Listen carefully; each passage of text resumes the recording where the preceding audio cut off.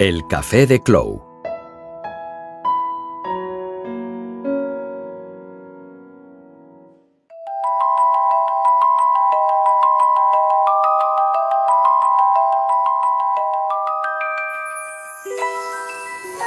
Pues aquí estamos en el Museu del Còmic y la Ilustración de Sant Cugat del Vallès, a Barcelona, un sitio inmejorable para lo que venimos a hablar ahora en esta Conversaciones con del Café de Clou. ¿Y qué venimos a hablar, Marco? Pues conversaremos con José Manuel Silva y su nuevo libro, Tintín, periodista vicario. Un libro que, bueno, se las trae, es un libro bastante gordo. Un librazo. Y podréis saber de qué va y sobre qué trata exactamente, ¿no? Pues vamos allá con periodismo y medios de comunicación en las aventuras de Tintín. Vamos. Venga, patins, vamos.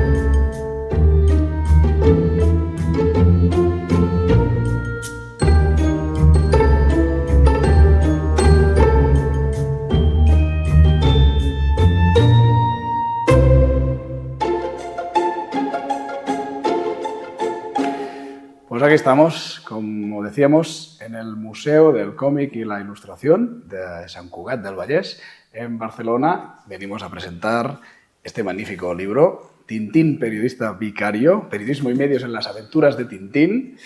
Hablaremos de la génesis de este libro, porque no es un ensayo a un libro, como podríamos esperar, sino que viene parte de una tesis doctoral. Y primero de todo, agradecer al Museu del Còmic de Sant Cugat, que nos ha cedido sus instalaciones para poder hacer esta charla sin ninguna presión y sin ninguna prisa, porque va bien de vez en cuando hacer una entrevista, una charla larga, ahora lo comentábamos con nuestro invitado. Y nada, sin más preámbulos, os presentamos a José Manuel Silva Alcalde, autor de Tintín, periodista vicario, tintinómano, yo diría. Después de haber leído este libro, yo diría ya que entra ya en el Olimpo de los tintinólogos, al menos de habla hispana. Lo veréis en esta conversación y a ver si estáis de acuerdo conmigo. Muy buena tarde, José Manuel. ¿Qué tal? Muy bien, muy contento de estar aquí, porque además este Museo del Còmic está muy cerquita de mi casa. Yo vivo aquí en Sant Cugat del Vallès y he venido varias veces, y yo también aprovecho para agradecer a los propietarios de este museo que nos hayan dejado grabar aquí esta entrevista para un personaje tan emblemático en el mundo del cómic como es el de Tintín. Tintín y Hergé, porque creo que el gran personaje de esta tarde será Hergé. Aprovechamos también los agradecimientos a los compañeros del Café de Clou, que también es una entrevista larga que la hemos hecho de forma cooperativa. No hemos presentado a Mark Storm también, que nos acompaña. Hoy solo venimos los dos representantes. Representantes de aquí por un tema de distancia, sobre todo, porque claro... Pero desde aquí un recuerdo a Archie, Ferri, Antón y Fran. Pues nada, vamos a empezar. Primero de todo, ¿te importa si hago una introducción un poco técnica del proyecto? Porque es que me parece espectacular. Primero de todo, este libro tú mandas es lo que se llama, a ver cómo lo digo para no quedar aquí, para no tirar por el suelo ya la entrevista, pero es de estos tochos. ¿Sabéis cuando a los cigarros del faraón se le cae ese manual de primeros auxilios, se le cae a Tintín en la cabeza? Sí.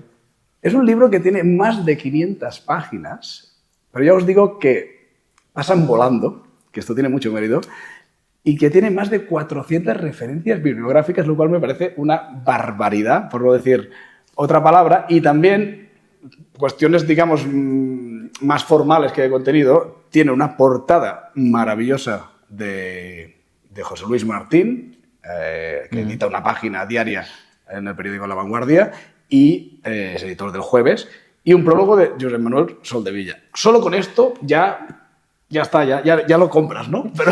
Bueno, yo he hecho esta broma en las presentaciones, que si el libro no fuera mío, yo lo compraría solo por la portada y por el prólogo. Como es mío, pues no voy a decir nada más, ya lo diréis vosotros, ¿no? Pero sí, efectivamente, estoy muy agradecido a los dos, a José Luis Martín, porque para mí es un maestro, porque además que es una persona que yo conocí por Tintín, porque nos conocimos a través de las redes por la afición mutua, y cuando le pedí que hiciera un libro con la idea de lo que yo quería explicar, interpretó enseguida perfectamente lo que yo quería, que es esta portada en la que se ve a Hergé vestido con la gabardina y los pantalones bombachos que llevaba Tintín siempre, pero proyectando la sombra de su personaje en ese fondo amarillo tan típico también del mundo audiovisual de Tintín, ¿no? Entonces, la verdad es que estoy muy agradecido. Y bueno, Soldevilla para mí es el número 1 en España. Tú ahora estás diciendo que pasaba al Olimpo, bueno, pues él ya está desde hace bastante tiempo, ¿no? Estamos de acuerdo que... Sí, sí, sí. Y yo creo que hay una categoría ahí de, has dicho tintinómano, tintinólogo, tintinófilo. Hay un libro de Albert Algú que se llama Tintinolotrie, francés, agotadísimo. Sí. No lo busquen, porque no lo vais a encontrar, bueno, si no lo tenéis. En Wallapop está. Sí. Está en Wallapop, bueno, pero de segunda o tercera mano, ¿no? Sí. Y a mí me gusta ese concepto de la tintinolatría, ¿no? Que ya le vamos a, sin llegar al sacrilegio, ¿no? Dios solo hay uno, pero es verdad que la tintinolatría es ya una fase ya casi de enfermedad mental, ¿no? Cuando coincidimos en Madrid, sí. nos comentaste que te gusta usar esta palabra, sí. Igual que también te gusta usar la palabra secta cuando hablas de...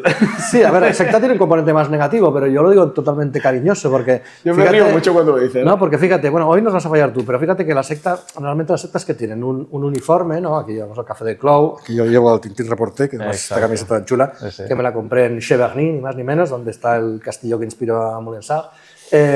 Después la gente normalmente se gasta dinero en las sectas, ¿no? Hay dinero, porque aquí todo el mundo nos gastamos dinero en el tema. Tenemos como un ídolo, ¿no? Es nuestro ídolo, un líder, efectivamente, un ídolo, líder, que en este caso se desdobla entre el autor y el personaje, o sus otros personajes, de gente que ya me vino a firmar una persona que decía, dedícaselo al Capitán Haddock, porque yo me siento el Capitán Haddock. Bueno, maravilloso. Qué bueno. Que puede y también ser se pierde, ¿no? se pierde un poco la razón. También y lo último, efectivamente, es que se pierde la noción de la realidad. Es decir, se confunde la ficción con la realidad en las sectas, ¿no? Porque te lavan el cerebro. Sí. Bueno, pues la única diferencia es que esto es voluntario. O sea, aquí nadie nos ha obligado. En las sectas hay una obligación y yo creo que por eso es la diferencia y no es una secta en sentido peyorativo o negativo, pero a mí me gusta cariñosamente decir que formamos parte de esta secta. Pues ahora le daré la palabra a Marc, que también tiene muchas preguntas para hacerte, pero hemos hecho esta introducción un poco más del proyecto, porque, como he dicho antes, este libro, su origen, su génesis es una tesis. Ha habido otras tesis, una sobre lingüística, otra sobre más de antropología, sociología, pero que no hay muchas tesis en el mundo de Tintín. Ya por eso ya es un motivo de celebración, digamos. Pero tú creías, cuando tienes la idea inicial de voy a dedicar una tesis o un libro al periodismo de los medios, ¿crees que daría para tanto? Porque ha dado para mucho. A ver, ¿y cuántos años? Yo pensé, mira, bueno, sobre cuántos años, yo creo que esto es el trabajo de toda una vida, sinceramente, porque desde el primer día que entras en el mundo de las aventuras de Tintín, luego probablemente, no sé vosotros, pero en el caso de mi generación lo dejas dentro de unos años, y en mi caso, yo a los 20 años pasaba por una librería en Barcelona y vi las conversaciones con Hergé de Numa Sadul. Me compré ese libro y descubrí que detrás de esta gran obra había un enorme autor.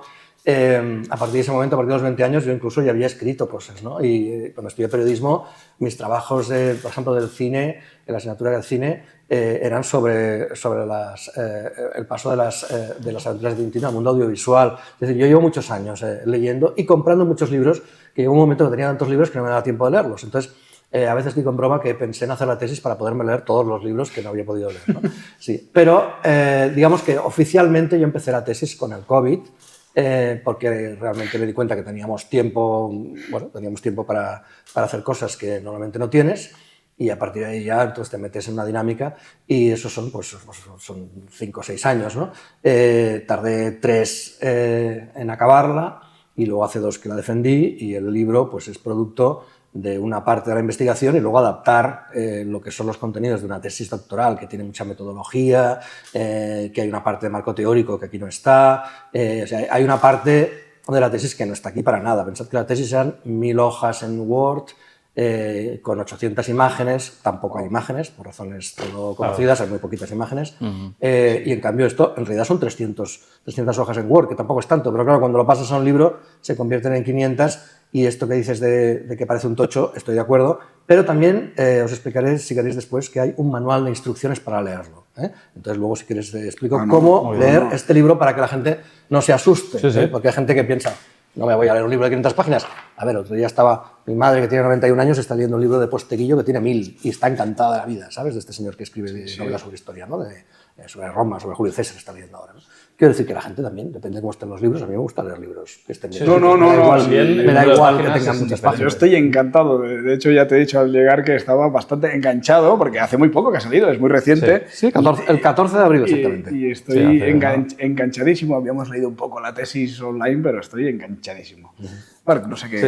No, en todo caso, perdona, que la gente no se asuste porque esto no es una tesis doctoral. No, correcto. Es un ensayo a lo bestia, ¿no? Pero sí, un poco lo que tú me preguntabas, ¿no? ¿Qué diferencias hay? Bueno, pues la tesis es una tesis que además tiene que pasar por una serie de filtros, obviamente hay que defenderla al tribunal, tiene que haber una estricta metodología para comprobar. Entonces, tú dices, la idea, ¿no? Si daba para tanto, ¿no? Bueno, pues la idea nace de una pregunta que no sé si mucha gente se había hecho, pero que siempre que se hacen reportajes sobre Tintín, se habla del reportero Tintín, el joven reportero. A veces se utiliza como sinónimo para no tener que citar varias veces a Tintín. El joven reportero. Y yo, que he estudiado periodismo y que he ejercido como periodista y que colaboro en medios de comunicación, pensaba, bueno, Tintín es periodista, porque si el autor dice que lo es, pues no hay discusión, pero ejerce de periodista a lo largo de toda la obra.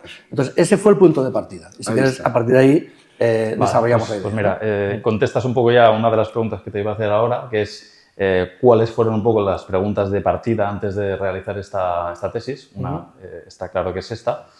Y la otra, bueno, viene un poco de algo que se habla, ¿no?, en el mundo de Tintín, sobre todos los que estamos bastante metidos en esto, que es sobre Tintín se ha escrito ya todo, ¿no?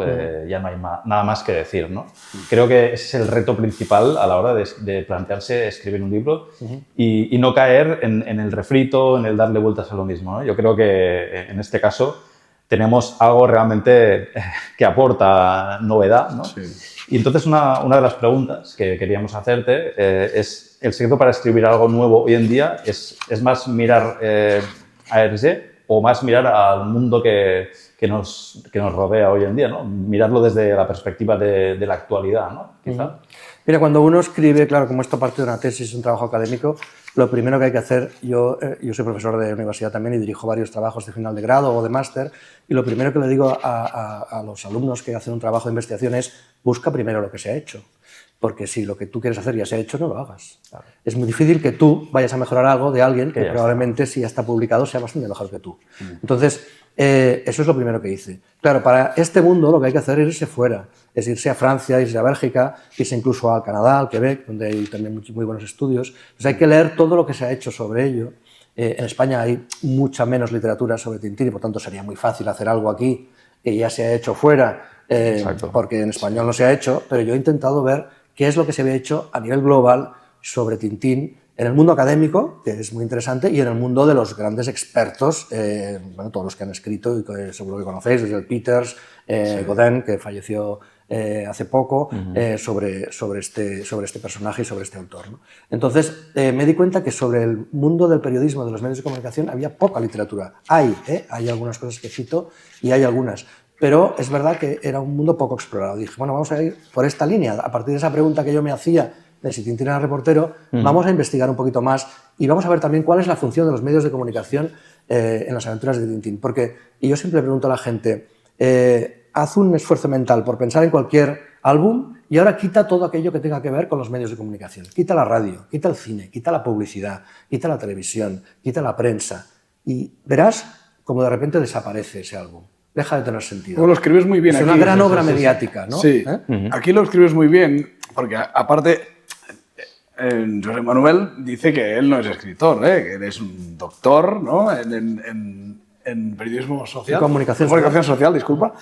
pero es que escribes muy bien y a la vez se nota lo que comentabas que has leído, porque está lleno de citas, pero de la manera como lo enzarzas y cómo lo escribes es increíble. Y la reflexión que hacíamos con Marc, que lo hablamos mucho con los compañeros del Café de Cloud, de todo está escrito, pero todo se puede releer o todo se le puede mirar desde otra atalaya. Y aquí hay una cita a la introducción que haces de Kurzner que dice que tout a été dit, écrit sur Hergé, ¿no? O sí, contrariamente, Hergé es inabarcable. Entonces, esta reflexión, ¿no? O está todo dicho, o es que es inmenso y inabarcable y no nos lo acabaremos. Este libro de nunca, Kurzner, ¿no? Que es uno de los más recientes, es un tocho como el mío, o incluso más, no recuerdo, sobre solo exclusivamente la aparición de las aventuras de Tintín en los diferentes medios de comunicación en todo el mundo. Es una maravilla de libro que recoge todas las revistas, periódicos donde fue apareciendo por entregas en todo el mundo y en diferentes idiomas las aventuras de Tintín. Y por tanto fue una buena base cuando yo había empezado la tesis, curiosamente, porque lo publicaron después. Y dice exactamente esto que has dicho tú, que es, Tintín ya está, o sea, esto es inabarcable, es decir, ¿ya está agotado o es que como es inabarcable aún se puede buscar algo más? Una pregunta filosófica, ¿eh? Claro, es muy interesante. Porque o ya está todo escrito o está todo por escribir. Eso es. Entonces, claro, hay una gran contradicción ahí porque yo mismo me preguntaba eso. Y de hecho, mi prueba del algodón, se lo digo cariñosamente siempre a él, fue Soldevilla, porque Soldevilla conoce muy bien también todo lo que se ha escrito tanto en francés como en español y en catalán, obviamente. Y le pasé a él la tesis y luego, cuando hice el manuscrito, también se lo pasé. Y me quedé muy tranquilo cuando me dijo, dice, mira, es que me has hecho descubrir cosas que yo no sabía y me has obligado a volver a ver y a leer los álbumes de Tintín para darme cuenta que había cosas que no había visto. Este era mi objetivo fundamental. Y esto es lo que yo le pido a cualquier libro que leo sobre Tintín, que es que me enseñe alguna cosa que no sé. Claro, cuando has leído mucho, cada vez es más difícil. No digo que sea imposible, al revés, ojalá siga encontrando cosas. Pero es verdad que yo leo muchos libros que se van publicando y pienso, es muy interesante, está muy bien escrito, pero aún no me ha descubierto nada nuevo. Me gustaría pensar que, tal como decís vosotros, el lector de este libro va a descubrir cosas nuevas en Tintín. Sí. Cosas, y en Hergé sobre todo, cosas que hasta ahora no sabía. A veces no es tanto el contenido, la profundidad, porque hay muchas maneras de acercarse a Tintín, sino que a veces es el punto de partida, ¿no? De que puede acabar siendo una tesis doctoral o un libro impresionante como este, o a lo mejor puede ser un artículo. Pero yo también lo veo, que al final yo estoy más de la parte de lo inabastable y de lo inmenso, porque es que la realidad nos va superando. Sin duda. El Café de Cloud, ¿de qué hablaremos esta semana, ¿no? Este mes? Y siempre digo, hostia, nunca habíamos hablado de esto. Y seguís haciendo programas, ¿no? Sí, sí. Bueno, y seguís encontrando temas, ¿no? Nos damos cuenta de que hay más temas de los que podemos abarcar. Acabamos de empezar. Bueno, ahora yo me quería centrar un poco en la figura de Hergé, porque como hemos visto aquí en la portada, ¿no? Al final, la portada, con esta magnífica ilustración de José Luis Martín. Que vinculada con la serie de los 90. La serie de los 90. A mí me gustó mucho ese guiño. Sí. Al final es el propio Hergé vestido de Tintín, ¿no? Y proyectando la sombra de Tintín. Cuidado, es una pregunta que igual... Antes que me hagas la pregunta, os voy a dar una exclusiva, ¿Y tan? pero que aún no revelaré. Es que tengo otra portada. ¿Sabes que los del Jueves, él fue editor del Jueves durante muchos años? Sí. Hacían una portada y luego dentro de la revista ponían, teníamos esta portada, pero teníamos otras. ¿Vale? Sí, es verdad. Y publicaban las portadas que tenían además de la que publicaron. Bueno, pues yo tengo otra portada que, digamos, esta me gustó bastante más, en la que José Luis me dibujaba a mí vestido de Tintín y proyectando esa sombra. Pero no era la idea del libro, porque yo no soy el protagonista. Claro. Entonces, la tengo guardada para sacarla en el momento oportuno. Bueno, pero de momento os lo avanzo, está muy bien. que está ahí. Estaremos atentos. Está ahí. Pero yo te quería preguntar que igual Hergé, que en la tesis, luego lo desarrollamos todo, que el periodista vicario, Tintín, en realidad parece ser que sería Hergé, pero las propias aventuras serían los propios reportajes. Las propias aventuras serían como los reportajes de Hergé. Es decir, tú hablas también un poco de la relación inicial de Hergé con su pasado, con este nom de plume, ¿no? Como que querer un poco huir de su persona, porque era un dibujante de cómics, era algo poco prestigioso, y efectivamente, él en realidad quería ser un periodista, o él era un periodista, según lo que comentas, y luego no sé hasta el final prácticamente hasta su muerte. Si en el mundo de la banda dessinée, en el mundo del cómic, está claro que Hergé es reconocidísimo, pero por sus colegas, sus hermanos, utilizas esa expresión, sus hermanos periodistas, de Le Soir, de su periódico, bueno, los que lo acusaron de traidor, incluso Liberación, un periódico francés de gran prestigio, que es en el 83 cuando muere Hergé, que es que como parece que entonces, hostia, toda la clase periodística, o todo el gremio, o todo el colectivo periodístico, al menos franco-belga, coño, se ha muerto uno de los nuestros, ¿no? O se ponen unos especiales, ¿no? Claro, al final, Hergé, hasta el fin de su vida, o incluso póstumamente, se le reconoce como un pero, ¿cuáles serían los reportajes de Hergé? ¿La tarea periodística de Hergé serían las propias aventuras de Tintín o cómo...? Bueno, es muy interesante lo que dices, que es en el momento de su muerte cuando de alguna manera se confirma la hipótesis que yo tenía en la tesis, que en realidad el periodista era Hergé, no era Tintín. Lo que pasa es que la evolución de su vida, primero por la razón que tú explicabas, fíjate que hasta una novia de la que salió el nombre de Milou, ¿no? Le dejó porque su familia consideraba que un dibujante era poca cosa para ella, ¿no? Sí. La Marie-Louise Kutzen, que era como se llamaba esta chica que conoció cuando eran jovencitos, sí. Era una familia que pensó que para ella un dibujante era una cosa de poco prestigio. Y esto que dices del nom de plume, ¿no? Es decir, esto pasa mucho en Estados Unidos. En Estados Unidos todos los dibujantes tenían un seudónimo porque estaba mal visto dibujar en un periódico. Incluso en los primeros diarios a finales del siglo XIX, principios del siglo XX, era prensa popular, prensa para obreros, para gente que no leía otras cosas, ¿no? Entonces no estaba como bien visto. Con los años eso cambia porque el cómic gana prestigio como género, ¿no? Pero efectivamente... yo esto lo desarrollo en el libro de la siguiente manera, por eso he cogido el libro otra vez, ¿no? Divido en 3 fases sí, eso hablaremos, de las etapas. Y respecto a la pregunta que tú me hacías, en la primera fase, que llegaría hasta el cetro de Ottokar, ¿no? Hay, no todos, pero la mayoría de esos álbumes son reportajes. Si tú te vas al Congo, te vas a América, te vas a las Indias orientales, que es lo que son los cigarros y el loto azul, ¿no? Todos los continentes. Son reportajes, en realidad. Estamos viendo reportajes de aquellos lugares, incluso con cosas que estaban ocurriendo en aquel momento. Sale Al Capone, salen los incidentes entre los chinos y los japoneses en el loto azul. Es decir, salen cosas que estaban ocurriendo, la colonia belga del Congo, Latinoamérica. ¿no? Claro, luego los países de América Latina, efectivamente. Es decir, todo eso son reportajes, además reportajes que él sacaba, su fuente básica de documentación también en la prensa, eran revistas donde él, con recortes que guardaba, que todo lo recortaba y lo guardaba hasta fotografías, luego le servían para inspirarse, para dibujar y para explicar las historias, ¿no? Y sobre todo, que es lo que más importante me parece, es que él siempre repitió, desde las primeras entrevistas a Sadoul hasta que se murió, que él era un narrador de historias y que el dibujo siempre tenía que estar al servicio de la narración. Entonces, él era un excelentísimo dibujante, pero para él lo más importante era explicar una historia. Él decía, los americanos son los mejores explicando historias. Sí. Yo lo que quiero y eso lo hace un periodista, eso no lo hace lo hace un dibujante maravilloso porque lo complementa, pero él, entre las dos cosas, porque al final el cómic es un género que se llama lexipictográfico, es decir, combina el texto con la imagen. Pues, ¿qué ocurre? Que entre esas dos cosas, entre el texto y la imagen, él siempre consideró mucho más importante el texto. Y fíjate que la mayoría de la gente lo conoce por sus imágenes, pero las historias son lo más importante. Luego cambia por las razones en que, pues, que viene una guerra mundial y entonces hay que evadirse y luego que colabora con Le Soir, que es un diario ocupado, entonces hay que empezar a escribir otras cosas y luego que cuando vuelve después de la guerra y le impiden publicar durante 2 años, entonces dice, a ver, ¿por qué me están haciendo esto? Que yo solo hacía dibujos para niños, ¿no? Y entonces se resiente contra el periodismo y al final la imagen de los medios, ya no solo el periodismo, es que la televisión, la radio, el cine, la imagen que da es muy crítica porque él se ha sentido maltratado por esos medios, ¿no? Sí. Y además lo explica alguna vez. Lo que ocurre es que cuando muere todo el mundo recuerda que en realidad era un gran periodista. Tintín, pero sobre todo... Sí.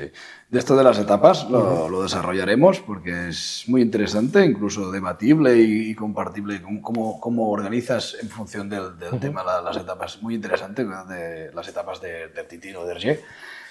No sé, Marc, ¿qué tal? Bueno, en relación a esto que he comentado, que me parece muy interesante, la evolución, ¿no?, de Hergé, pero también del periodismo, ¿no? Desde los inicios de las aventuras de Tintín hasta el final, ¿no? Lo que comentabas un poco es que en el inicio veíamos más reportajes tipo National Geographic un poco, sobre todo en el Congo, ¿no? En América, pero sin embargo luego venimos a un Tintín muy diferente hacia, bueno, el periodismo en Tintín diferente en los últimos álbumes ya, sobre todo, por ejemplo, en Las joyas de la castafiore, donde ya vemos aparecer la prensa rosa. Está clarísimo. Pero no solo la prensa rosa, desde luego, lo que sería equivalente aquí a lo que llaman prensa rosa, que en Francia el Paris Match, que él rebautiza como Paris Flash, y en Italia inventa esta revista llamada El Tempo di Roma, ¿no? Que efectivamente, digamos que es un periodismo que él mismo sufrió en sus carnes en alguna entrevista, concretamente alguna también en Paris Match, donde cambiaron muchas de las cosas que dijo, y él empezó a darse cuenta que los medios en realidad tenían una gran capacidad de manipulación, y esto se refleja. Pero también es muy importante para mí en Las joyas la aparición de la televisión, que aparece allí 2 veces, primero con la entrevista, el reportaje a la Castafiore en el castillo, y luego con el invento de Tornasol. O sea, pensad que eso es muy revolucionario, porque los grandes teóricos de la comunicación sobre la televisión en los años 60, que es cuando se escribe esa aventura, aún no se han dado cuenta de la capacidad y la potencia de la televisión para llegar a todo el mundo y, sobre todo, para atraer con su fuerza la imagen, haciendo que el mensaje sea la propia imagen, lo que decía McLuhan, ¿no? O sea, al final es el medio el que es el mensaje. Entonces, el contenido deja de tener importancia en la prensa, al contrario. Y esto se ve claramente en Las joyas de la Castafiore, ¿no? Cuando primero el reportaje sobre la Castafiore, pero después cuando Tornasol sienta a ver a todos sus amigos ante aquel experimento de la televisión que se ve todo borroso, el texto, que es muy importante porque nos está dando claves de lo que ha ocurrido, está detrás, y lo único que somos capaces de ver son aquellos colores, aquel ruido incluso que somos capaces de escuchar, aunque sea un cómic, aquella distorsión, aquel caos, y al final, fijaos que hay aquella viñeta maravillosa y fantástica en la que salen todos los personajes borrosos, porque ellos mismos se ven borrosos, pero el propio lector también se ve borroso. La línea clara de manera que deja de ser clara. Efectivamente, la televisión acaba cargándose la línea clara y acaba invadiendo también el género del cómic, ¿no? Eso también me parece que también es... O sea, Hergé era como los Simpson, ¿no? Un gran pionero en ver cosas que la gente no había visto en todos los ámbitos. Evidentemente vio a la luna 16 años antes que los que llegaron de verdad, ¿no? Pero en todos los ámbitos hay muchas cosas que están en Hergé mucho antes de que sucedieran. Y esto que decía Marc de la evolución, claro, es que en los soviets es el reportero, ¿no? Ese más... primitivo, digamos, de la obra de Hergé, pero en el Congo podría ser un documentalista, un cineasta, y luego ya esto que has comentado de la prensa rosa, ¿no? Esos momentos absurdos de Tornasol, que al final los periodistas van a buscar la noticia, pero se van a ir de ahí con la noticia. Esté o no esté la noticia, se la van a llevar, ¿no? Y esa escena maravillosa, ese gag maravilloso de Tornasol, que se crea una noticia donde no la hay. Bueno, son fake news en estado puro, ¿no? Ahí estamos. Es decir, le está explicando una cosa que... o sea, ellos preguntan sobre una cosa y Tornasol contesta sobre otra, y de ahí se genera una información que ellos quieren que sea verdad, pero no lo es. Y a través de la información que les dan, consiguen construir una noticia que en realidad es falsa. La diferencia es que ellos ni siquiera saben que es falsa, se piensan que es verdad. Y cuando Tornasol lee la noticia, se enfada porque nadie se la ha contado. Esto es maravilloso, ¿no? El que ha generado esa información se enfada. Es una maravilla, sí. Y lo que hemos hablado antes de la división de etapas, que es muy interesante, porque, bueno, primero de todo que hace bastante respeto, al menos aquí tener un doctor en comunicación, doctor cum laude en comunicación social, y aquí los enviados de la Gaceta de Cloud haciendo una entrevista, pero que bueno, yo me lo estoy pasando muy bien, pero te quería decir que la división que haces, porque el libro, primero hay está el prólogo, hay una introducción, y luego hay esta división por etapas y hay un análisis exhaustivo, álbum por álbum, ya llegaremos aquí también. Pero en tu división haces 3 etapas, ¿no? Que sería la primera etapa del héroe, de esta cosa griega de Homero, del héroe solitario, de ese dios a la tierra, que dices. No recuerdo a quién citas, pero ese héroe perfecto. Luego está la base, más que héroe-dios, sino más héroe más terrenal, y hablas del clan y del investigador, también hablas en esta segunda etapa, que serían las historias más publicadas en Le Soir y la famosa evasión, y ya veremos si esta evasión cómo parece, y luego la parte a partir del asunto Tornasol, consideras tú que es la parte doméstica ya de la eclosión de los medios, esta parte de resentimiento que comentabas antes. Y en la primera etapa, mira, tenemos una pregunta de cada etapa, más o menos, y a partir de aquí desarrollamos. La primera sería, en esta primera etapa que iría de los soviets al cetro de Ottokar, si no me equivoco, me os voy corrigiendo porque... Bueno, la verdad es que yo hay cosas que tengo que ir Que revisando. tienes que consultar. Tampoco te creas que me acuerdo de todo, ¿sabes? Hombre, son 500 páginas. No, pero efectivamente, ya lo hemos dicho antes, la primera etapa va hasta el cetro, después va desde el cangrejo, que es cuando aparece el Capitán Haddock, hasta el país va hasta el díptico lunar y después desde el asunto Y del asunto Tornasol al final es la etapa doméstica, ¿no? Sí, sí. Y a mí me ha sorprendido porque yo tenía como una concepción de etapas diferentes, pero claro, leyendo el libro y enfocado a los medios de comunicación tiene un sentido increíble. También se podrían hacer, igual que se hacen rankings de cuáles son los mejores libros, se podrían hacer rankings cuáles son las etapas de Tintín. No, por supuesto. Podríamos hacer un café de Clou solo.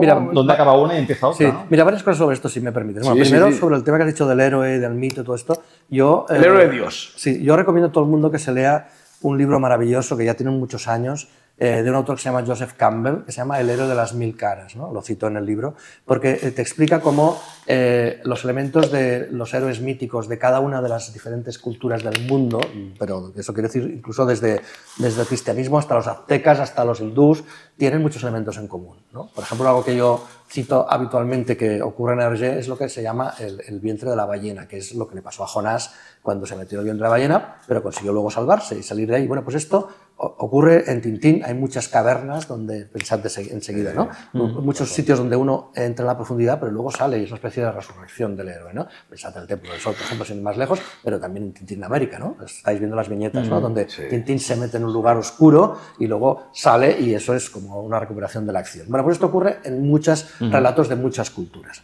Entonces, esto es la primera etapa. Y la segunda, hay un libro maravilloso de un autor que se llama Apostolides, que se llama Las metamorfosis de Tintín. Y él clasifica en estas etapas la obra de Hergé y yo, claro, yo tenía varias posibilidades de partir para dividir efectivamente, porque, como dices tú, pues habría muchas opciones. Pero me di cuenta que encajaban perfectamente en la relación que tiene la obra con el periodismo y los medios de comunicación. Porque en la primera es cuando podemos decir que Tintín ejerce de periodista, poco a poco va dejando de ejercer, pero hay ejemplos concretos en el libro en los que ejerce de periodista. En el segundo... Muy bien analizados y muy bien detectados. Bueno, están citados ahí porque es producto de una investigación, pero es así. Y en el segundo, claramente estamos ante un investigador, ¿no? Que evidentemente tiene elementos, el investigador privado tiene muchos elementos con un periodista, porque al final los que hacen periodismo de investigación, ¿no? Pues en realidad son como una especie de detectives, ¿no? Y en la última etapa, esta que citabas tú, que llamamos el universo doméstico, sí. que le llaman el universo Lampión por Serafín Latón, ¿no? Porque es cuando aparece este personaje. Mulansar, digamos, ¿no? Sí, claro, el castillo... Pueblo, como pueblo, ¿eh? No, sí, no como sí, el castillo, sí. sino El Mulansar. castillo, el pueblo, sí, nosotros en realidad, ¿no? Sí. O sea, un poco la vida cotidiana francesa. y sobre todo cuando el Franco-belga. héroe primero está solo, después está acompañado, aparece el Capitán Haddock y luego aparece Tornasol y obviamente han aparecido los Dupont, Milú desde el principio, pero es una mascota, y al final el héroe ha perdido protagonismo. Fijaos que en las últimas aventuras, sobre todo, bueno, evidentemente en los Pícaros, donde ni siquiera quiere viajar, ¿no? Se queda en el castillo, ¿no? Luego, evidentemente, al final va, pero el héroe ha perdido protagonismo y en realidad, aparte de sus compañeros, los que ganan mucho protagonismo, sobre todo en los 3 últimos álbumes, son los medios de comunicación. O sea, es que eso es de cajón. Y ahí sí que yo me di cuenta que había trabajo para hacer, como preguntabas tú antes, una tesis doctoral y después un libro. Porque esa reflexión sobre el carácter tan mediático de la obra, sobre todo al final, tiene mucho que ver con la evolución de Hergé como persona, como profesional, como periodista y como persona, digamos, desengañada de los medios, del papel de los medios y cómo lo habían tratado a él. Y insisto que es aunque en vida le hace muchos homenajes, es hasta que muere, que realmente el gran reconocimiento de la prensa no llega hasta que muere. Y es verdad que esta reflexión la hice yo.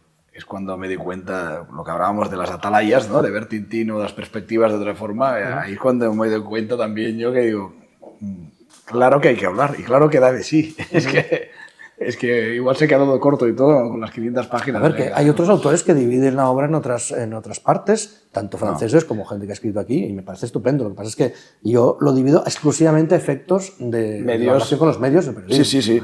Y entonces, la primera parte, bueno, la pregunta un poco ya la hemos comentado, pero ¿cuáles serían los modelos en esta primera parte del dios héroe?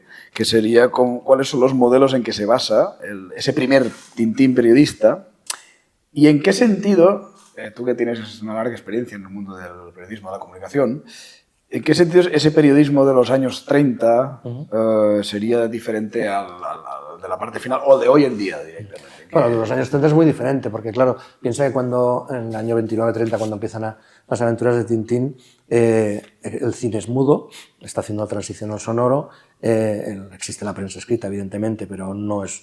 Hay una prensa de masas, sobre todo en Estados Unidos, pero en Europa aún está por crecer la gran prensa de masas.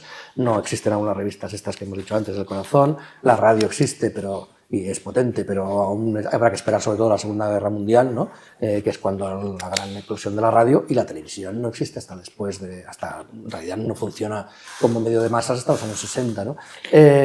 Entonces, claro, pero si tú analizas, que esta también es una obsesión que yo creo que hay que inculcarle a la gente, que es que la obra de Hergé hay que analizarla de un punto de vista global, desde que empieza hasta que acaba, además teniendo en cuenta que ha sido una obra que ha sido modificada durante el tiempo, es un work in progress, ¿no? O sea, ha ido cambiando algunos álbumes a peticiones de los editores o por correcciones, digamos, políticamente correctas porque pensaba que había cosas que había que cambiar, simplemente porque cambia del blanco y negro al color, del momento, por temas de geopolítica, efectivamente, sí, por muchas razones, ¿no? Entonces, claro, esto hay que analizarlo globalmente, viendo lo que se hizo al principio y las sucesivas modificaciones y viendo desde el principio hasta el final. Entonces, si vemos la evolución del periodismo, hombre, yo creo que sobre todo después de la Segunda Guerra Mundial y sobre todo en los últimos álbumes, lo que hace Hergé es retratar lo que va a ser el periodismo del final del siglo XX y principios del XXI, que es esta gran globalización, esta capacidad de manipulación, el tema, por ejemplo, muy presente de la propaganda política, que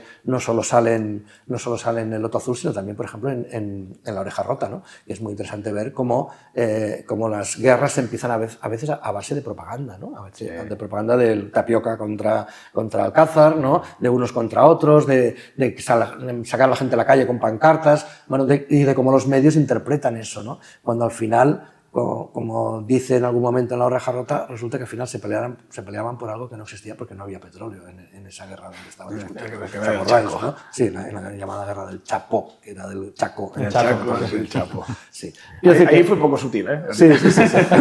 Bueno, era al principio. Quiero decir que al final lo que me preguntabas era... ¿Tiene que ver? Hombre, tiene muchísimo que ver. Tiene mucho que ver con lo que ocurre hoy en las redes sociales, el hecho de que el periodismo, bueno, pues digamos, se ha devaluado para buscar el clic, ¿no? Para buscar la audiencia, para buscar el dinero, para la publicidad. Todo este tipo de cosas ya estaban en los álbumes de Tintín, sobre todo al final. Entonces, las dos otras fases, si quieres comentar, Marc. Sí, bueno, ahora estamos hablando un poco de estos últimos álbumes de Tintín en los que vemos realmente un cambio importante en el tipo de cómo estaba afrontando Hergé esa última fase, ¿no? Aunque él fuera o no consciente de ello. Pero vemos quizá como Hergé empieza a entrar o intentar adaptar a Tintín y sus álbumes al nuevo mundo, ¿no? Que se estaba formando, que era ya quizá un mundo más posmoderno y sobre todo una de las cosas que usó para esto precisamente fue el periodismo, ¿no? Sobre todo en los 3 últimos álbumes se ve realmente como eso es así, ¿no? ¿Cuál es tu opinión respecto a esta posmodernidad un poco en la que entra? Fíjate que sabemos que el último álbum publicado de Hergé es del año 76, que es el Pícaros, 76. Se cumplen este año 50 años. Los Pícaros. Y parece mentira, porque estamos hablando de algo acabado, porque hay una inacabada, pero acabado hace 50 años. Seguimos hablando de ello, estamos aquí en el Museo del Cómic, aquí en Sant Cugat, hablando de esto. Sí. He sido capaz de hacer un libro de 500 páginas, que bueno, espero que a la gente le guste, y que aporte algo nuevo, como decíamos antes. Y eso es porque la magnitud de esta obra es enorme en todas las ciencias, porque fijaos, estamos hablando de comunicación, pero libros sobre, desde astronomía hasta la psicología, historia, evidentemente, geopolítica, como decíais antes, ¿no? Hay en camino un ensayo, que no se puede decir aún, sobre economía. O sea que inabastable. No, muy interesante. Bueno, yo, si queréis citar cosas raras, en fin, yo he visto cosas muy raras en artículos que dices, bueno, no me han servido, pero me los he leído, de gente que escribe sobre Tintín, pues yo no sé, obviamente algo que pregunta mucha gente sobre la condición sexual, o sea, hay muchas cosas sobre Tintín que la gente escribe como si fuera un personaje real. Esto que yo le llamo la metatintinología, ¿no? O sea, como si al margen de los álbumes hubiera una vida en la que Tintín existiera realmente, ¿no? Esto es una cosa maravillosa que los tintinólatras pensamos que debería ser así, ¿no? Tintín debe existir en algún lugar, debe estar en algún sitio y debe tener una vida por ahí, bueno, aquí al lado, no, en Molins de Rey, aquí al lado. Exacto, aquí al lado, en Molins de Gal, Molins de Rey. Pero vaya, que lo que estábamos diciendo es que algo acabó en el 76 y con esa capacidad de previsión y de predicción de todo lo que ocurre a finales de ese siglo y sobre todo a principios del siglo XXI, me parece que es una maravilla. Y en el campo de la comunicación yo creo que es así, o por lo menos eso es lo que yo intento demostrar cuando analizo esos álbumes. Y de esta última etapa doméstica, pero está la etapa central, lo hemos comentado antes, porque bueno, vamos saltando, pues, ahí está la charla, la conversación, ya que fluya, pero de esta etapa central, la del Soir Volé, la famosa etapa que siempre se conoce como la etapa de la evasión, ¿no? Este supuesto alejamiento de Hergé con su tiempo presente, yo creo que es la que también es lo que decíamos al principio de las propias aventuras de Tintín, son el periodismo, ¿no? de Hergé. Y una pregunta que sería eso, ¿no? No son, aunque sea veladamente, ¿son tan periodísticas como habían sido las anteriores, la de la primera etapa que comentabas? Y en este caso, además de ser periodísticas, son traumas de su tiempo también, un poco... Mira, esa etapa central es muy, claro muy interesante por el tema del... Creo que hemos dejado claro que en los primeros álbumes son reportajes, ¿no? Eso yo creo que es indudable, no lo hay. Yo creo que después ya no lo son, porque cuando pasas al mundo de la evasión, el reportaje periodístico nunca es evasión, no es ficción, se basa en la realidad, ¿no? Pero hay que ver también con cuidado los libros que forman parte de esa etapa, porque algunos que están a caballo, por ejemplo, si hablamos de la estrella misteriosa, la estrella misteriosa es claramente una alegoría de la guerra que está empezando, que va a empezar, ¿no? Si hablamos de Cetro de Tocar, evidentemente es un caso clarísimo de lo que fue el Anschluss, que es la anexión de Austria a Alemania cuando los nazis empiezan la guerra, ¿no? Es decir, que muchas cosas que están ahí, lo que pasa es que están ya de manera subyacente, ya no son reportajes, sino que a través de la ficción es como Hergé empieza a explicar la realidad. Mientras que en los primeros álbumes son reportajes sobre la realidad, una realidad muy relativa y muy de aquella época y con la información que él tenía, porque él no podía viajar. Por eso le digo yo también que es un reportero frustrado, porque como él no puede viajar, hace viajar a Tintín, ¿no? Y esos son los reportajes que escribe a través de la información que él recibe de las revistas o de los corresponsales del diario en el que trabaja, y a partir de ahí esa información es la que reproduce como reportaje en los álbumes. Luego también nos hemos dejado, creo, una cosa muy interesante que explico bastante en el libro, que es que Tintín deja de ejercer como periodista porque desde el principio Hergé lo convierte en una estrella. Y los periodistas estrellas dejan de ser periodistas. Y lo convierte en una estrella de dos maneras. Primero, en los propios álbumes y segundo, en la realidad. Cuando al final de Soviets, cuando al final del Congo, cuando al final de América convoca al final, cuando se van publicando por entregas en Le Petit Vingtième, convoca a que los niños, porque básicamente son niños, vengan a recibir a un Tintín, que cada vez es uno distinto, ¿no? A Bruselas, a la estación de tren o a un lugar público, y cada vez viene más gente y dan regalos y hay publicidad y merchandising. Claro, en aquel momento Tintín ha dejado de ser periodista, porque ya es él el objeto de la noticia. Entonces, claro, esto es desde el principio. Entonces, claro, es muy difícil que el periodista se convierta en objeto de la noticia porque no puede informar sobre lo mismo que él hace. Entonces, es cuando Hergé, por eso, fíjate que el título del libro es Tintín, periodista vicario, porque vicario es un sustituto de Hergé, ¿verdad? Sí. Pero, en realidad, Hergé también se convierte después en vicario de Tintín. Es decir, hay un intercambio absoluto de papeles en el que el reportero inicialmente es Tintín, después es Hergé el que hace de reportero de Tintín, porque como Hergé no podía serlo, lo hace Tintín, y como después Tintín ya no puede, es Hergé el que vuelve a recuperar ese rol, y después simplemente dejan de ejercer el periodismo los dos, por las experiencias propias que él tiene, porque la evasión ya no es un reportaje y lo que hace es pues, como la isla del tesoro, ¿no? Si uno va a buscar un tesoro como el unicornio, pues lo que está explicando es otra historia. Lo que pasa es que ahí, claro, en ese álbum pues hay mucha evasión, pero como he dicho, he citado algunos álbumes en los que hay otros elementos de la historia que ya no están explícitos, pero que están en la trastienda del relato, ¿no? En la trastienda del álbum. Y eso yo creo que también es muy interesante en esa segunda etapa de la que tú me hablabas. La tercera ya la tenemos claro, ahí ya vemos como volvemos a la realidad en la que los medios están contaminando todo el rato, incluso lo detienen. A mí me hace el otro día en una de las presentaciones explicaba que eso no es de esa etapa, es de las primeras, pero curiosamente ya avanza la fuerza de la televisión. La primera vez que aparece la televisión es en La Isla Negra, ¿os acordáis? ¿No? Sí. Y además, bueno, esto del color, blanco y negro. Sí. Pero no iba a explicar eso, iba a explicar que cuando Tintín entra en la guarida de los falsificadores de moneda y escucha primero y luego ve una imagen de televisión, donde están los Dupont participando en un relato involuntariamente en una competición aeronáutica, Tintín se detiene a verlo y el relato se para. O sea, es maravilloso como la televisión es capaz de detener el relato.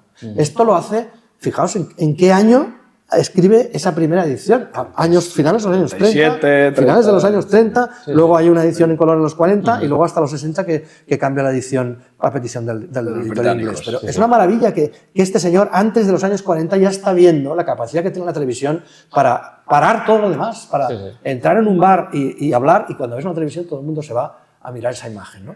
Pues a mí me parece que esto es muy interesante y eso es lo que ocurre en los últimos álbumes. Como ve como de repente, pues eso, la televisión es capaz de manipularlo todo, de introducirse en el cómic, de cargarse la línea clara, como hemos dicho antes, los últimos álbumes. De aprovechar, por ejemplo, para que, bueno, no tengo más espacio, Sydney, ¿no? Vuelos de 114. Pues las últimas 3 páginas es lo que te es un programa de televisión. Sydney acaba el final explicado en la televisión y Los Pícaros empieza, porque toda la historia de Tapioca, el secuestro de la Castafiore, todo es a través de la televisión. Todo es a través de hasta el punto que hay un momento que el Capitán Haddock se quiere meter en la pantalla. Es esa imagen en la que se enfrenta con Tapioca y pone la nariz encima de la pantalla de cristal de la televisión, ¿no? Como si quisiera penetrarla, ¿no? O sea, fijaos qué transposición de la ficción y la realidad. Y el final de Vuelo 714 de Serafín Latón que lo ves únicamente a través de una pantalla de televisión. Claro, sí, por eso de una pantalla y de las opiniones y comentarios de Latón y familia. Que por eso es una etapa que yo le llamo, bueno, es una terminología de apostolidos, pero que es una etapa doméstica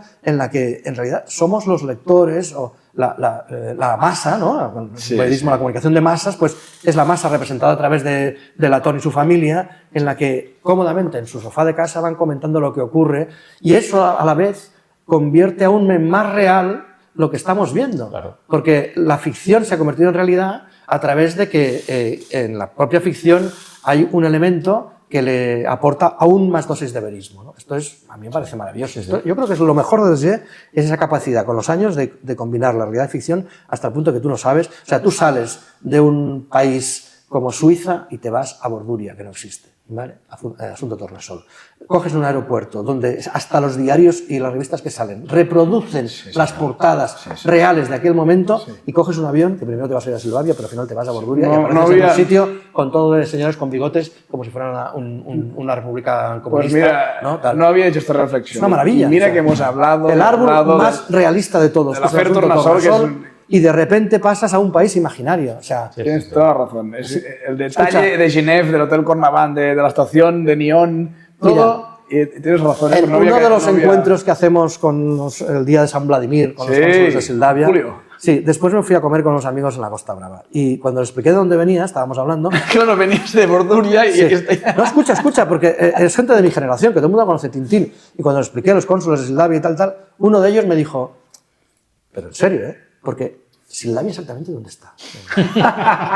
No me digas que no es una maravilla. Eso es maravilloso. O sea, pero es que no lo decía en broma. O sea, él decía, bueno, estos tíos se reúnen, cónsules, tal, no sé qué tal, pues joder, pero es que existe realmente esto, ¿no? Sí. Y yo le dije, yo no sabía contestarle. Bueno, pero se rieron porque sabían que era ficción, pero dije, no, ese es un país de ficción. Ese paralelismo entre el asunto Tornasol, ¿no? Vengo de Nyon, de Ginebra, y me voy a un país, me parece increíble y Bueno, ese tránsito de la realidad a la ficción es una maravilla. No, pero ese tránsito que haces tú cuando vienes de Sildavia y te vas con tus amigos reales catalanes. Ese mismo día estás reunido con toda gente de la secta y de cónsules de Sildavia y te vas a una comida con gente que sabe quién es Tintín, pero no entiende de dónde vienes, y cuando le explicas que vienes a una comida con los cónsules de Sildavia, alguien te pregunta: ¿y dónde está ese país? ¿No? Un poco enséñame el mapa. Este efecto un poco nos puede pasar en el café de Clon, ¿no? Cuando entramos al café, además que cada uno tiene su rol ahí. ¿Sí? Y ahora estamos en el Museo del Cómic de Sant Cugat del Vallès, pero bueno, seguramente este vídeo se va a publicar en un sitio ficticio. Tendremos que volver a la Z de Glow para editarlo, ¿no? Bueno, pues hay una cosa que quería saber, porque esto entiendo que ha sido un viaje para ti también, el hecho de enfrentarte a esta tesis desde el inicio hasta ahora. Supongo que habrá sido un viaje, una aventura, ¿no? Dentro de las aventuras de Tintín, también increíble. Entonces, claro, en relación a este viaje, una vez has acabado, ¿hay algo, a la hora de volver a leer los álbumes, los lees de forma diferente o los ves un poco diferentes antes de empezar este camino que iniciaste hace ya un tiempo? Bueno, en realidad, mira, esto es común a la gente que hace tesis doctorales. Normalmente la gente cuando hace una tesis doctoral no quiere saber nada de ese tema durante bastante tiempo. Yo pensé que me iba a pasar lo mismo y de hecho me pasó, pero me pasó durante poco tiempo, porque efectivamente cuando acabé la tesis, hice la defensa, dije, yo no quiero saber nada del Tintín, tenía libros pendientes que van saliendo cosas y me los sigo comprando y dije, bueno, eso se va a quedar ahí. Pero es verdad que esto es una droga de alta adicción, porque poquito a poquito, pero poquito a poquito, o sea, como una terapia así he ido volviendo, ¿no? Y entonces ahora ya hace un tiempo que, y sobre todo, claro, cuando volví a escribir el libro y estoy con el libro, y esto debe pasar con muy pocas cosas, de verdad, porque os aseguro que ese viaje del que hablabas es un viaje que tiene momentos durillos. Yo me he pasado un verano entero con una semana de vacaciones y el resto haciendo partes de la tesis que eran puramente metodológicas, que eran desde analizar viñetas, contarlas, hacer excels, o sea, toda una serie de cosas que dices, esto tiene muy poco de apasionante, pero que hay que hacerlo. Y acabas agotado, o sea, mentalmente agotado. Hay momentos que dices, esto no voy a seguir, y si no fuera porque tuve dos fantásticos directores de tesis, pues no sé si la habría acabado, ¿no? Pero respecto a lo que me preguntabas después, claro, es verdad que después, poquito a poquito, vas recuperando, y la dimensión de la obra y del personaje y del autor, sobre todo, hace que, primero, como se siguen publicando cosas, y segundo, que tú coges los álbumes y, a ver, es verdad que sobre este tema aún hay poquitas cosas que se me escapen. Curiosamente, aún encuentro alguna cosa que dije, ostras, esto me lo dejé, ¿no? De hecho, tengo un documento en Word que se llama, el título del libro, y pone Work in Progress, que es que voy añadiendo cosas al texto de Word que ya cerré. O sea, yo hubo un momento que cerré, ¿no? Y ya lo envié a editorial y tal, y pasó bastante tiempo porque tardan todo el proceso y tal. Un poco lo que está pasando en esta entrevista. Exactamente. Entonces, después dejé de hacer nada, pero al cabo de un tiempo que volví a coger libros y a leer, o a veces a encontrarme cosas, dije, ostras, este libro dice una cosa que no sabía, o esto no me había dado cuenta. Yeah. Entonces, es posible que haya algún error. Es posible que haya algún error en este libro. De hecho, yo algún pequeño error he visto. Entonces, ¿qué ocurre? Que he hecho un documento en el que voy actualizando ese libro porque, quién sabe, a lo mejor hay una segunda edición del libro algún día donde todo eso estará revisado. Porque el sistema Entonces, en los álbumes, pues sí, seguramente también encuentro el sistema cosas que no he visto, ¿no? ¿Qué sistema utilizabas? Porque hay un análisis exhaustivo. Una locura, o sea, este libro, aparte de hablar de periodismo y medios, yo os lo recomiendo solamente por el análisis exhaustivo de cada uno de los... Aquí dices 23, aunque el canon son los 24, incluso el arte alfa, pero los 23 acabados. Bueno, yo partí de los que estaban pero acabados. es un análisis exhaustivo de cada álbum. Y solo por eso también vale la pena que lo adquiráis. Pero, ¿qué sistema utilizabas para hacer estos análisis? Pues mira... ¿Un método científico, digamos, del tintinólogo? La historia es que hay métodos de análisis de cómic que tuve que investigar antes de... Pero esto ya hablamos de la tesis, no del todo del libro. Pero después de analizarlo con mis directores y todo, llegamos a la conclusión de que no había nada que me ayudara a hacer lo que yo quería, ¿no? Y al final, pues fue totalmente manual, de amanuense, ¿vale? Eso quiere decir un despleno con la suerte de tener un despacho en casa, que también era la habitación de estudio de mis hijos, y durante un tiempo pues la compartíamos y ellos estudiaban y yo tenía allí un montón y me decían, papá, que cada vez hay más cosas del Tintín, esto es una locura, que llegó un momento que estaba, pues no sé, desplegado por allí un montón, los álbumes, los libros, bueno, evidentemente varias cosas en el ordenador, documentos, tal. Bueno, pues esto, la verdad es que ahora lo ves y dices, es una locura, es una locura, es que es una locura hacer una tesis doctoral y en este caso lo es aún más, pero bueno, lo tenía en la cabeza, no sé, era como que en mi cabeza se iba construyendo, porque cuando tú dices las citas, por ejemplo, ¿no? Pues las citas que es una cosa que la gente dice, bueno, busco, tal, no, es que me lo leía y luego, como ahora te he dicho, yo soy capaz de acordarme de dónde sale ese libro, sé dónde está en la estantería de mi casa, sé dónde, o dónde lo encontré en internet, o dónde lo compré, y en qué parte. O sea, es que hay un punto que dices, bueno, se convierte en esa locura y está todo ahí, y claro, a la hora de citar, pues vas buscando cuáles son las referencias de cada uno. Luego tienes tu parte de creación, lógicamente, porque este libro hay parte que es mía, pero para apoyar según qué argumentos, sobre todo cuando hay unas personas que dicen unas cosas y otras dicen que otras, esto pasa siempre en investigación, pues yo digo, bueno, pues hay este que dice que es periodista, este que dice que no, y yo opino esto, ¿vale? Pero es muy importante aportar lo que dicen los autores, ¿no? Esto encuentro a faltar, cosa que no pasa en Francia, que salvo excepciones, por ejemplo Soldevilla lo hace, que en los libros que se escriben aquí no haya más referencias a lo que ya está escrito, ¿sabes? Sí. Porque si no puedes hacer esa pequeña trampa de explicar cosas que ya están explicadas, pero sin citarlas. Y a mí esto no me parece bien. Por lo menos desde el punto de vista académico no es correcto. ¿Y cuánto tiempo más o menos te llevó a crear esta tesis? Sí, bueno, o sea, vamos a ver, en la cabeza bastante más, pero en realidad la tesis la presenté en el segundo año, que teóricamente son 3, puede ser en 3 o en 5. Lo que ocurre es que yo llevaba un año previamente ya trabajando sobre ello, o sea que podemos decir que en 3 años empecé y acabé depositando la tesis, que luego tardé 6 meses en defenderla, porque ahí hay que montar un tribunal, es mucho más largo, ¿no? Con 3 años. 3 años. Sí. Está mal. El libro, 6 meses, porque el libro es una parte, pero hay que reconstruirlo claro, tienes que reconstruirlo todo y adaptarlo al nuevo formato. Pero sí, además también aproveché para revisar muchas cosas que había descubierto nuevas o que no están en la tesis. La gente que se ha leído la tesis, que son pocas, pues verá que hay cosas que ya ha visto allí, pero también verá muchas cosas que son nuevas, que no están. Claro, es un trabajo extra de síntesis respecto a la tesis, ¿no? Y sobre todo porque yo quería hacer un esfuerzo por un libro de divulgación de la obra, me parece muy importante, es decir, que lo puede leer todo el mundo, con lo cual te agradezco lo que me has dicho de que está bien escrito, eso es muy importante, pero a la vez, pero sin perder el carácter académico, es decir, sin esto que te decía del rigor en la investigación, en las citas, es decir, que yo lo que está aquí puesto es porque es producto de una investigación y eso se tiene que reflejar en el libro. Pero además hay que permitir que la gente lo pueda leer con la tranquilidad de que no se va a agobiar. Y luego hice otra cosa, que son en las notas a pie de página, en una tesis se utilizan a veces para ampliar información, tal, y yo aquí lo que he hecho es que las utilizo para explicar cosas que son colaterales a lo mejor al tema principal, pero que me parecen muy interesantes para gente a lo mejor que eso sí no saben tanto de Tintín. Es decir, las notas están pensadas para gente que a lo mejor no sabía que las aventuras de Tintín se publicaban previamente en revistas o en periódicos por entregas, o que no sabía pues que había personajes inspirados en personas reales, ¿no? Desde un traficante de armas hasta, en fin, bueno, un poco de... hasta periodistas que salen en el libro y que son periodistas que existían realmente. Sí, sí. Al Capone, este tipo de cosas, Al Capone es un caso del único personaje real que hace de personaje real en las aventuras. Yo creo que pero hay muchos otros que se les cambia el nombre y en cambio estaban basados en personajes que existían en la realidad. Un poco refleja también un poco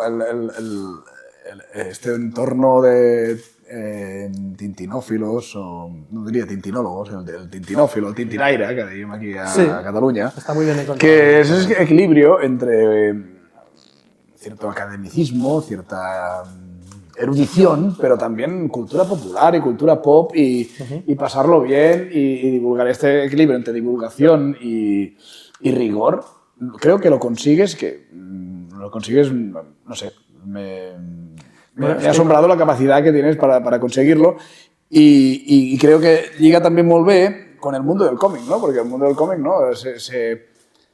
Bueno, es este noveno arte, igual que el cine, muy en paralelo, que hemos hablado antes del cine, que Hergé no era una cosa prestigiosa ser dibujante de tiras cómicas, igual que no lo era ser cineasta, hasta que el cine no se convierte en arte, pero creo que también consigues este equilibrio entre popular y, digamos, alta cultura o más académico. Y ligado con el còmic, ja que estem hoy aquí en el Museu del Còmic, Porque al final estamos hablando mucho obviamente, hoy es el día de periodismo y de medios de comunicación, pero Tintín es un cómic, es una historieta, es una banda de cine, es un TV, o incluso si quieres llamarle una novela gráfica a Van la Letra. Bueno, sí, a Van la Letra sí está bien.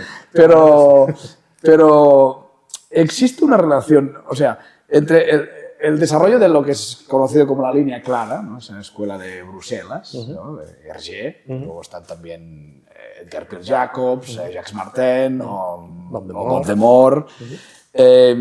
La línea clara como estilo narrativo, y la objetividad, digamos, y claridad a la que un buen periodista, como tú, no como nosotros, a esta objetividad y claridad que debe aspirar, ¿existe? ¿Ves una relación entre...? Hombre, yo creo, vamos, además lo explico, hay un pequeño apartado en el libro, más pequeño de lo que me hubiera gustado, y de paso aprovecho para saludar a mi amigo Juan Dors, que fue uno de los primeros que escribió sobre la línea clara en España, que coincidimos en Madrid, en Madrid. Mil Rayos. Me hubiera gustado más largo, pero es que yo creo que hay una relación directa entre el concepto de línea clara y el periodismo.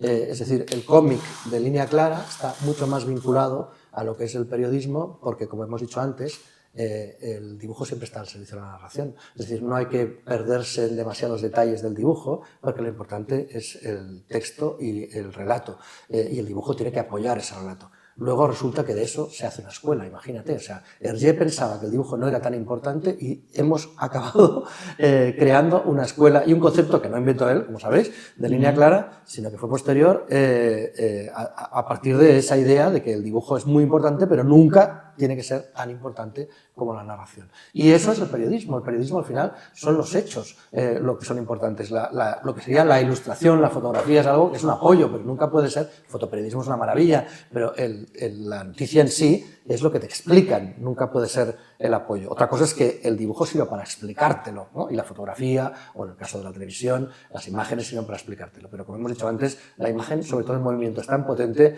que el contenido queda en segundo plano. Entonces, es muy importante que en el periodismo lo que se explica sea lo más importante, y la línea clara yo creo que va directamente. Déjame decirte otra cosa también, que es que a los que nos gusta mucho una cosa, como nos pasa a nosotros tres, lo que más nos gusta es compartirla, ¿verdad? Entonces, esa idea de divulgación de la que hablamos antes, de por qué el libro está pensado y tal, bueno, es una obra acabada. Entonces, si no fuera por esta divulgación y el merchandising, ¿qué sería Tintín hoy?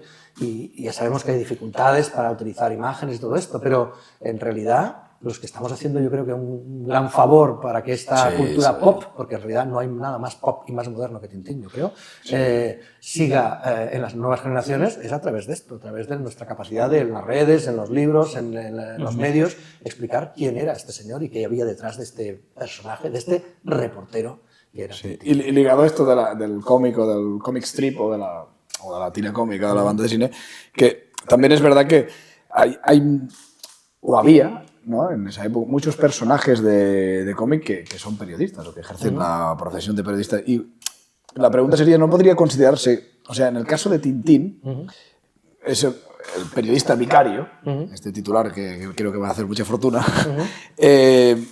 puede ser, eso de ser vicario puede ser típico de un género que justamente alcanzó la fama, bueno, la popularidad en los periódicos, en los medios de comunicación, porque al final eran tiras que eran... En Estados Unidos es así. Claro, esto, fíjate que esto ya forma parte incluso del marco teórico de la tesis doctoral, que son las relaciones entre el cómic y el periodismo, ¿no? En Estados Unidos es indudable con el Yellow Kid, ¿no?, el famoso aquel líquido amarillo que le da nombre al periódico sensacionalista. Se ¿no? considera se considera como el primer nacimiento, y nace en los diarios, y además nace en los diarios, como decíamos antes, como reclamo para aquella gente que no leía los diarios, porque sobre todo los inmigrantes que venían a Estados Unidos a trabajar, que aún no conocían el inglés, les era más fácil comprar un diario y entender las tiras de un dibujo que al final en un momento determinado tiene un texto, ¿no?, tiene un globo con un texto dentro del dibujo integrado, que leer demasiada literatura. Por tanto, es así. En Europa sería mucho más largo y discutible si nace o no nace con la prensa, aunque es evidente que el cómic moderno, sobre todo el cómic de Hergé y de su escuela, nace directamente en la prensa diaria, hasta el punto que Hergé trabajaba en un diario, se creó un suplemento infantil del cual era el rector jefe, y el personaje casi estaba obligado a ser periodista, ¿lo veis o no? Sí, o sea, sí. es que no puede haber más relación. O sea, es que él se consideró periodista, trabajaba alrededor de muchos periodistas, en un periódico en Bruselas, que aunque no era el más vendido, que era el Soir, sí que era como una especie de centro donde estaban todos los corresponsales, en donde en aquel momento la forma más importante que la gente tenía de recibir las noticias era a través de la prensa, y donde lo que hace es crear un suplemento en un diario para niños en el que el protagonista es un periodista que se va a informar de lo que ocurre en un lugar como la Unión Soviética, que pues hace un tiempo ha caído el régimen de los zares y ha nacido un nuevo régimen, que es el régimen comunista. O sea, la relación de periodismo y cómic ha quedado clarísima, que vamos, Sin duda. que sin duda, ¿no? Y ahora yo haría un paso más a la parte del periodismo, Marc, no sé, que hemos comentado antes también, esa parte más de un poco filosófica, un poco del concepto de idealista de esta cosa del periodismo, porque, claro, es lo típico, ¿no? Es que Tintín es un periodista pero bueno, nunca escribe, nunca se le ve escribir, ¿no? Que yo tengo una imagen de Tintín en una máquina de escribir, pero es de los dibujos animados, creo. O sea, yo nunca lo he visto ni... No está en ningún álbum esa. Pero sí a mano, ¿eh? Sí, a mano. O sea, cuando la gente dice, nunca escribe, hombre, sí que escribe. En esta parte... soviets. Sí. En esta parte, digamos, más filosófica. Entonces, ¿tú crees que más que su profesión, en realidad, ya lo hemos hablado ya bastante, pero que sería como una filosofía de vida, digamos, más que una profesión, ¿no? Fíjate que esto también nos llevaría a profundizar sobre la teoría de la comunicación y cuál es el rol del periodista, ¿no? Sobre todo a medida que va evolucionando en el siglo XX, y eso es algo que está muy brevemente citado en el libro y mucho más ampliado en la tesis doctoral, que es el rol del periodista en el siglo XX, ¿no? Porque los periodistas nacen, aparte de los reporteros estos que viajaban por el mundo y tal, cuando nacen en la prensa de masas, los reporteros eran simples, lo que se llaman guardabarreras, es decir, gente que recibe información y deja pasar una y la otra no, levanta la barrera.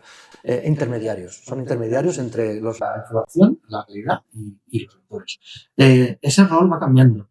Y poco a poco se convierte en una cosa que en inglés se llama advocate, que sería la traducción de abogado, pero que no son abogados, sino que son defensores de determinadas causas ante los lectores. Es decir, que ya no se limitan a ser intermediarios, sino que lo que hacen es, de alguna manera, transformar la realidad e interpretarla. Sí. Y hay una tercera función, que es, pues, cuando pensemos en Watergate, por ejemplo, ¿no? Que es lo que se llama el watchdog, que es el perro de presa, ¿no? El vigilante, que es, ojo, el periodista está para vigilar los excesos del poder, incluso luchar contra ellos. Los marxistas decían que los periodistas no pueden ser nunca neutrales ni independientes, que tienen que ser militantes, ¿no? Claro, sin llegar a ese punto, es verdad que Tintín representa un personaje que más que escribir como periodista, bueno, ¿quién lucha contra el mal? ¿Quién lucha contra las sectas? ¿Quién lucha contra los gangsters? ¿Quién representa la defensa del bien ante el poder o el abuso de poder y el exceso de poder?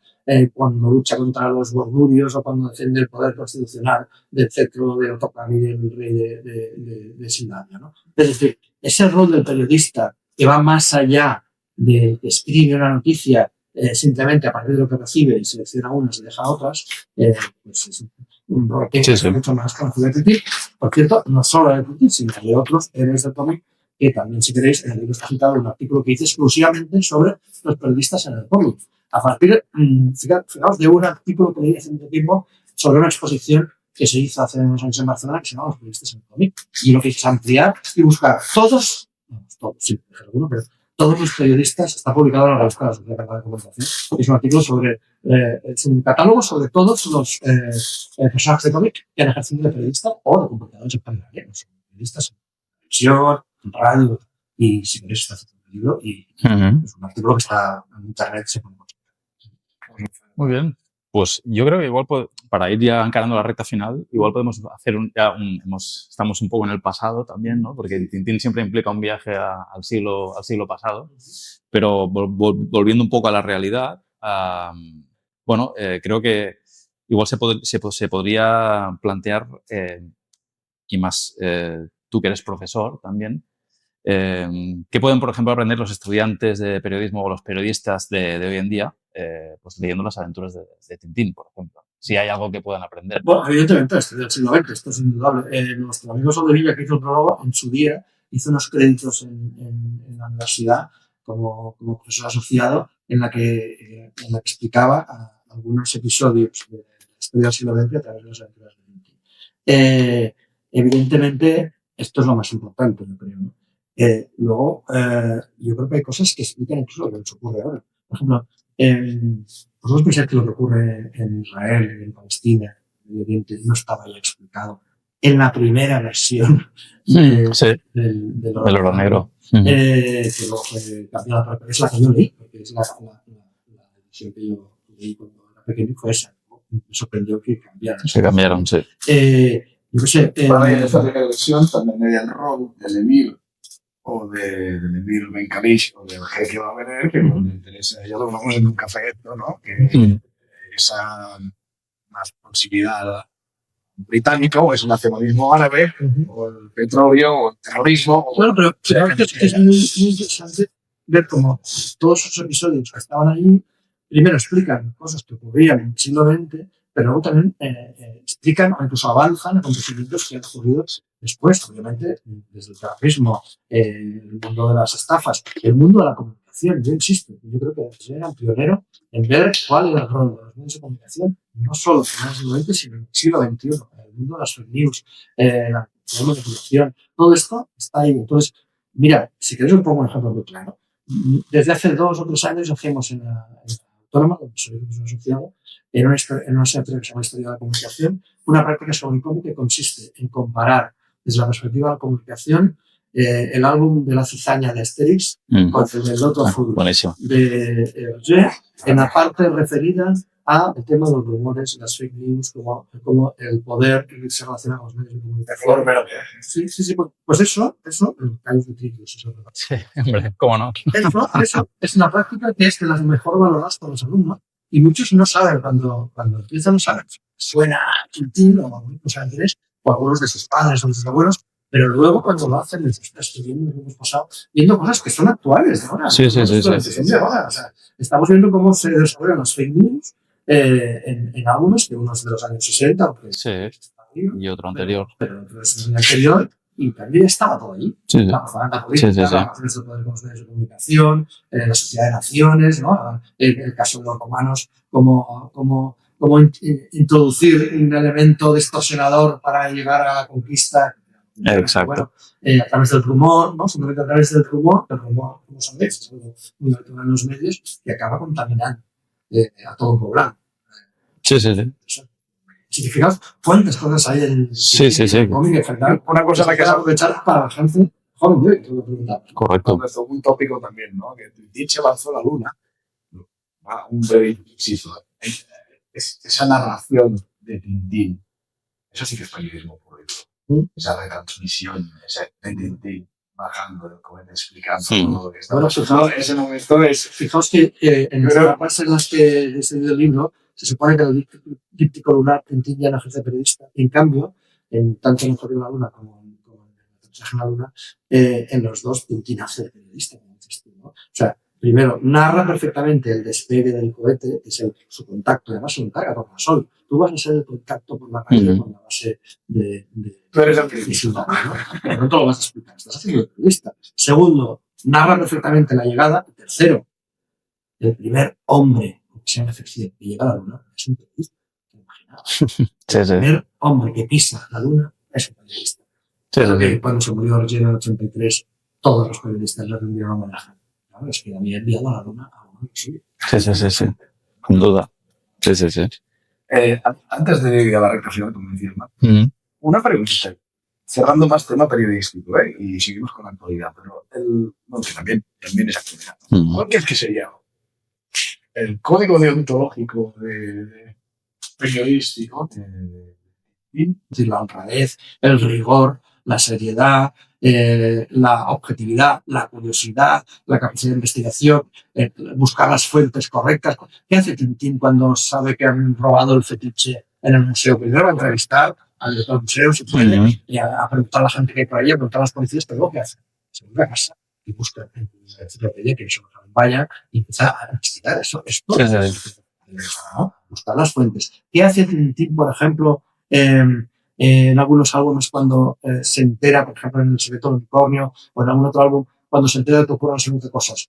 Lee los periódicos, ¿no? O sea, hay noticias. O sea, él está por las mañanas, ¿qué hace cuando se levanta? Lo primero que hace es escuchar la radio o desayunar con el periódico. Es decir, él está informado, como un periodista, porque los periodistas lo primero que tienen que hacer es estar informados de lo que hacen sus propios colegas, para luego poder informar y dar un scoop, un exclusivo, ¿no? Es decir, que eso son comunes, ¿no? Entonces, esos códigos éticos son códigos propios del periodismo.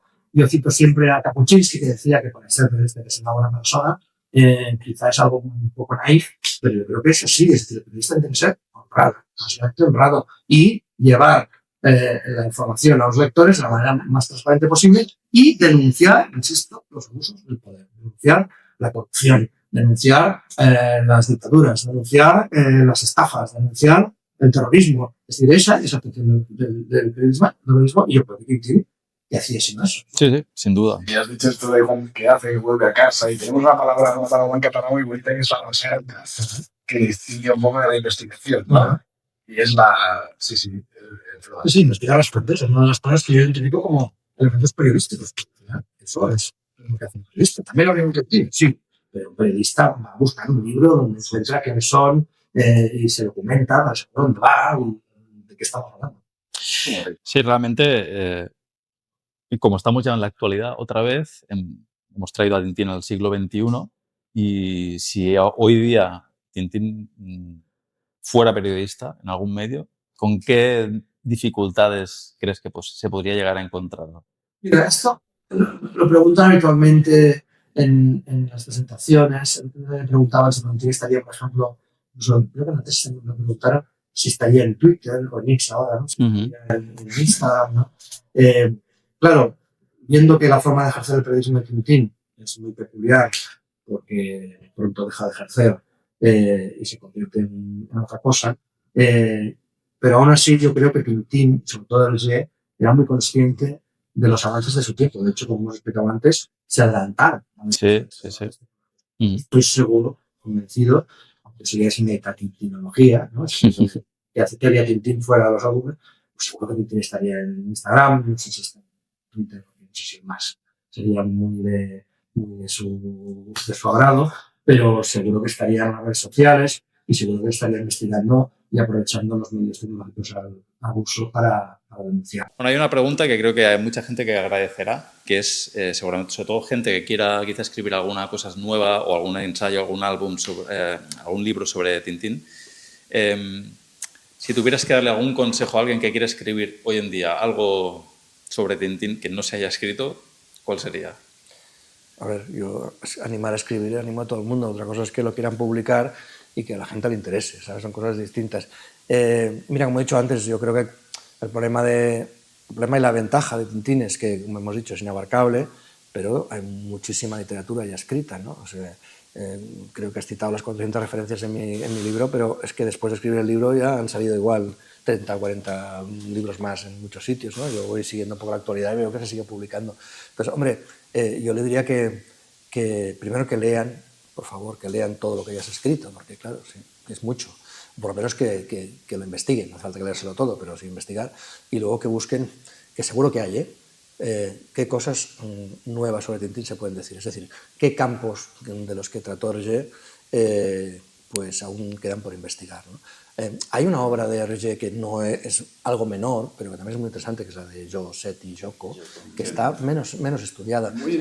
Yo empecé, y lo tengo pendiente y lo haré, un estudio similar sobre el rol de los medios en esas aventuras, porque también es muy interesante ver cómo, igualmente, aunque los personajes no son periodistas, los medios están muy presentes. Y si empiezas a pensar en el Manitoba o etc., verás cómo aparecen allí. Dejas la puerta abierta. Sí. No, bueno, a ver, yo lo he empezado y seguramente lo haré, pero si alguien quiere lanzarse a la piscina, lo que pasa es que es verdad que es algo más, una obra más desconocida y seguramente es una obra menor, aunque de mucha calidad también, pero menor. Entonces, yo invito a la gente que busque lo que aún no se ha escrito. Pues eso liga un poco con un poco la conclusión final, ¿no? Esta puerta abierta que decíamos, que sería, bueno, si quedamos a expensas a futuras investigaciones del doctor cum laude. Tendré que descansar un tiempo, ¿eh? Pero quiero escribir sobre otras cosas. Ahora estás disfrutando de explicar este libro claro, y la gente y nosotros estamos disfrutando hay que sacar partido de leerlo. Pero también te digo que quiero escribir sobre otras cosas, pero volveré algún día sobre y la conclusión un poco final, o la pregunta del millón, que yo creo que ha quedado bastante clara, sobre si es o no es periodista Tintín. En el epílogo del libro, esto me ha parecido también muy interesante, hay como un decálogo de argumentos, un decálogo, ¿no? Si no me equivoco, de argumentos, esa hipótesis, ¿no? Es un decálogo a propósito, porque es más fácil 10 que 8. Y yo diría que dejas claro que sí, que es periodista, pero no sé, explícalo tú mismo. Pero esto es hacer un poco de spoiler, ¿eh? Porque claro, estamos explicando el final del libro. No, claro, la pregunta inicial, o una de las preguntas, es si Tintín es periodista, y en las conclusiones explico, lo cual sí que considero que sí o que no. A ver, ¿qué es periodista? Yo creo que no hay ninguna duda, porque yo siempre pongo el ejemplo. Si alguien es médico, aunque dejara de ejercer, siempre lo sería. Habría dejado de ejercer, pero sería médico, ¿no? Bueno, pues con el periodismo pasa lo mismo. Otra cosa es si ejerce siempre de periodista, que ya hemos dicho que hay varias fases, y en alguna fase no solo deja de ejercer como periodista, es que deja de ejercer como héroe, como protagonista, ¿no? Al final. Pero en ese decálogo sí que explico porque hay elementos clave que demuestran que Tintín ejerce como periodista durante una gran parte de esa obra, y eso son las conclusiones a través del análisis de cada uno de los álbumes, ¿no? Entonces sí, pues hay ese decálogo, pero para eso está el libro, o sea, hay que leerlo. No. Es que hay que leerlo. Con spoiler o sin spoiler, yo creo que esta entrevista os ha dejado ganas a todo el mundo de comprar este libro, porque es que es una verdadera maravilla. Y ya lo dije en el último programa del Café de Club, que hicimos una pinceladita, pero creo que estamos delante de uno de los grandes hitos bibliográficos de la tintinología, al menos de habla hispana. Y me atrevería a decir que, no sé, tú querías preguntar sobre la traducción. Mi última pregunta es si te has planteado en algún momento que una traducción al francés de Pues mira, la pregunta es muy buena, porque yo estoy muy contento porque yo desde el principio contacté con Tintín Imaginatio. Hablé con el director de Molinsart, que es la editorial de Tintín Imaginatio, que ahora ya está jubilado, se llama Plateau, Vitier Plateau, si no recuerdo mal. Que además recibió con mucho entusiasmo lo que había hecho. Ellos tenían muy comprometida la colección de libros, pero yo les quise informar de eso. Y luego he ido contactando con les Amis d'Hergé, con gente que está metida allá. Entonces, a ver, el tema de la traducción, porque no hemos hablado de que esta obra está basada en los originales en francés, ¿no? Sí. De hecho, el título es periodismo, el subtítulo, Periodismo y medio en Les Aventures de Tintín, porque está basado en el original en francés. Entonces, a mí me encantaría. Lo que ocurre es que esto es un tema editorial. Es decir, tiene que haber una editorial en Francia que le interese publicar este libro en francés, porque el trabajo de traducirlo al francés, que no sería mucho, porque en realidad una parte del trabajo ya está hecha en francés y los originales y la bibliografía es básicamente en francés, tiene que partir de la idea de que les interese en Francia. Yo estoy hablando de estos días, los Amis d'Hergé sacaron ayer en las redes que había salido el libro publicado, y estoy muy contento porque, claro, esta ya es otra dimensión. O sea, en España, sobre todo en Cataluña, yo creo que hay mucha afición a lo de Tintín y mucho experto y mucha gente que se dedica a estudiar sobre el tema, pero Francia y Bélgica, el mundo francófono, es el reino, ¿no? Son los mejores. Entonces, y además están todos ahí citados porque es lo que yo he leído. Entonces, a mí me encantaría hacer una edición en francés de este libro, pero eso sería ya, pues no sé cómo... Sí, entonces sí que sería una consagración. Sí, sinceramente, creo que si pasa eso, quiere decir que ya me puedo morir tranquilamente, aunque espero que tarde mucho, pero me puedo ir en paz porque efectivamente si este libro se tradujera al francés es porque hay alguien interesado y porque considera que hay algo nuevo a aportar sobre esta obra, ¿no? Pues nada, para ir cerrando, para cerrar ya del todo, porque de unido, la charla ha dado de sí y bueno, yo me lo he pasado genial, ha sido una experiencia maravillosa. Yo creo, hablo por mí, pero creo que hablo por Marc y por mis compañeros, creo que en el Café de Glow nos volveremos a ver, ¿no? Yo creo que lo podemos invitar alguna vez. Bueno, me lo has quitado de la boca, pero yo lo iba a decir, que esperamos que puedas pasar un día por el Café de Glow la temporada que viene, o y tener una tertulia entre todos. Que pues será... estaré encantado, y además aprovecho para... Y a lo mejor de hablar de otros temas, ¿eh? No, sí, desde luego, pero... Un poco del periodismo, de la comunicación. Sí, sí. Encantado. También digo yo que hay cosas de Tintín que no sé. O sea, no soy un experto en toda la obra de Tintín. No sé, lo que decíamos antes en medio en broma, no sé las matrículas de los coches de cada una de las viñetas de Tintín. O sea, hay que decir que hay muchas cosas que hay gente que sabe y yo no me he dedicado a estudiarlas, ¿no? Pero no, quería primero, bueno, las dos cosas a la vez, agradeceros y felicitaros por esta iniciativa, porque primero sois gente de una generación más joven que la mía, que por lo tanto se puede acercar aún más a gente de unas generaciones más jóvenes, y creo que eso es muy importante porque, como hemos dicho, la obra de Tintín está acabada, y si no es por la divulgación o la capacidad que tenemos de escribir sobre eso y de reflexionar sobre eso, pues se puede llegar a morir, se convertiría en un clásico, pero se puede llegar a morir, o por lo menos a quedar aletargada, ¿no?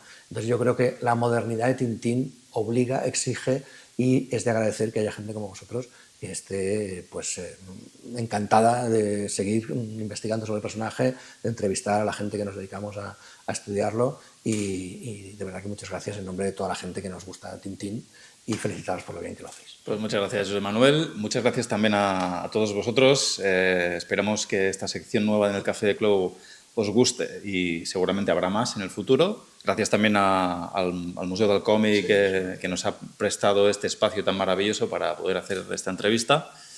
A Gerard, mi compañero, y también a los compañeros del café, Ferri, Antón y Archie y Fran, pues porque también han trabajado para que podamos hacer esta serie de preguntas y tal.